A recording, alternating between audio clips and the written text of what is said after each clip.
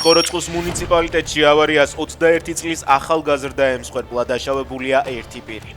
შემთხვევა სოფელ ზუმის ტერიტორიაზე მოხდა, მსუბუქი ავტომობილი ხეს შეეჯახა.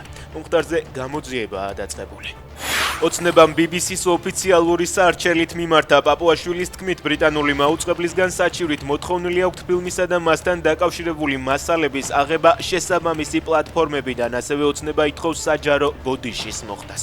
წინააღმდეგ შემთხვევაში ოცნება გეგმავს ბრიტანეთის კომუნიკაციების ბიუროს, შემდეგ კი ბრიტანეთის სასამართლოს მიმართონ. სუსმა რუსულ გაზპრომთან გაფორმებული ხელშეკრულების საიდუმლო დანართების მთავრობის ადმინისტრაციის ვებგვერდზე გამოქვეყნების გამო გამოძიება დაიწყო. ობახიძის ხელმოწერილი განკარგულება საჯარო ინფორმაციის სახით 25 დეკემბერს გამოქვეყნდა. მას ერთვოდა დანართი, რომელიც შეიცავდა ინფორმაციას იმის შესახებ, თუ რა მოცულობის ბუნებრივ აირს ყიდულობს საქართველო სანქცირებული გაზპრომიდან. ჩანდა ფასებიც. ტროტუარზე დგომის გამო ექიმ ვაჟა გაფრინდაშვილის წინააღმდეგ შესაძლოა სისხლის სამართლებრივი დევნა დაიწყოს. ინფორმაცია მან მთავართან საუბრისას დაადასტურა. გაფრინდაშვილის თქმით, მოსამართლე თორნიკე კაპანაძემ მისი საქმე შინაგან საქმეთა სამინისტროს გადაუგზავნა, რადგან ჩათვალა, რომ საქმეში სისხლის სამართლის შესაძლო დანაშაულის ნიშნები იკვეთებოდა.